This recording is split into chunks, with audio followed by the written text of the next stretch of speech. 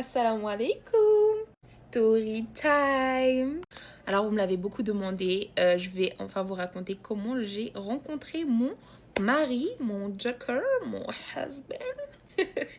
Bon, je vois déjà la team Sohor arriver. Si je raconte cette histoire, c'est pas non seulement pour raconter ma life, mais plutôt pour aider des femmes, parce que c'est vrai que j'aurais aimé entendre cette histoire à un certain moment de ma vie pour faire de meilleurs choix. Donc si je le fais, c'est aussi pour vous. Remettons les choses dans le contexte. Il faut savoir qu'après avoir mis mon voile, j'ai été directement dans un élan de spiritualité. Je pense qu'on est beaucoup à avoir eu cet élan-là où on est à fond.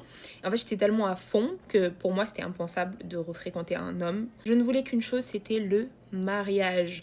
Il était hors de question que j'ai un petit ami ou quoi que ce soit, parce que en fait, j'avais déjà assez perdu de temps avec ce genre d'histoire. En fait, moi, je voulais me marier, mais je savais pas comment j'allais trouver de mari, parce que tu m'écris, je te réponds pas.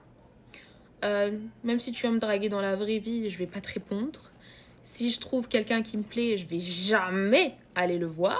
Il y avait aucun moyen de rentrer en contact avec moi. En fait, à un moment, j'ai dit à mes copines, j'aurais fait, mais les filles, moi je veux me marier, mais est-ce que vous pouvez m'aider là? Parce que je sais pas comment je vais faire pour me marier. Et suite à cela, une de mes meilleures amies de l'époque, elle m'a dit, bah viens, je te présente Aliou, parce que Aliou, ça fait hyper longtemps qu'il me parle de toi. Mais vu que t'es fermée, je t'en ai jamais parlé. Et donc, suite à ça, j'ai commencé à parler à Aliou. Donc, je ne savais rien sur lui, rien du tout. On parlait sur Snapchat, on a parlé pendant 2 mois avant de se rencontrer. Et c'est vrai que j'étais au début hyper fermée. J'étais très en mode, enfin, c'est mariage ou rien en fait. On va pas trop parler, mariage.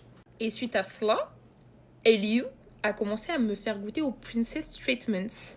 Il m'envoyait des fleurs, il m'envoyait des cadeaux, il m'envoyait aller me faire masser, enfin plein de petites attentions comme ça.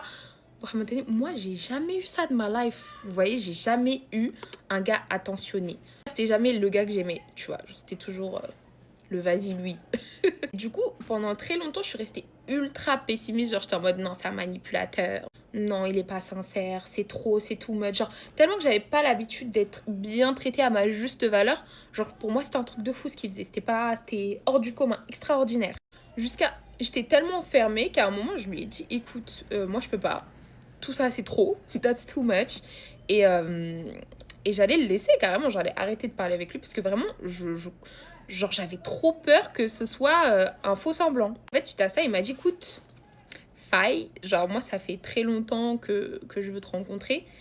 Parce que oui, petit spoiler, je suis sa crush depuis plus de 5 ans, les gars. Genre, j'ai regardé des posts de 2019, il likait mes photos, il avait essayé de me DM, etc. On s'est même vu dans la vraie vie et je m'en suis rappelée. Et je ne savais pas. Genre, c'est une dinguerie. Il m'a dit, maintenant que j'ai ma chance avec toi, je ne vais pas la louper et je ne vais pas faire semblant de ne pas t'aimer, ni semblant de mal te traiter parce que toi, tu as eu des antécédents qui font que tu n'es pas prête à accueillir cela. Avec je t'aime d'un amour pur, je te traiterai bien et ça ne va pas changer. Que tu me crois ou non, ça ne changera pas. Je vous avoue que à ce moment-là, je me suis dit, en fait, toi non le sais. À chaque fois dans ma vie, j'ai fait les mauvais choix. J'ai choisi les bad boys, genre, qui m'ont fait du sale, qui m'ont fait n'importe quoi. Et pour une fois que j'ai quelqu'un de bien, qui me traite bien, qui me traite comme une reine, je suis là, non, t'es trop gentil. Mais c'est pas comme ça. Aujourd'hui, 6 mois plus tard, il m'a mariée. Et s'il aurait pu me marier dès la première semaine, il m'aurait mariée dès la première semaine. Il a tenu sa promesse. Dès le début, m'a respecté ma famille, respecté tout le monde. Et ça, c'est parce que j'ai donné la chance aux gars gentils, aux good boys. Arrêtez de donner du crédit aux garçons qui vous font pleurer, qui font rien pour vous. C'est pas qu'une question d'argent ou de matériel, mais c'est une question d'attention.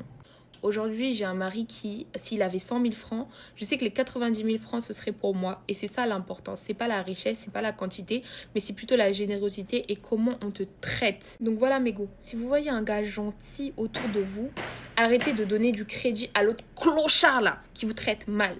Prenez le good guy. C'est lui qui fera de vous la reine que vous pensez être. Voilà, c'était l'histoire de Fayali. Bisous.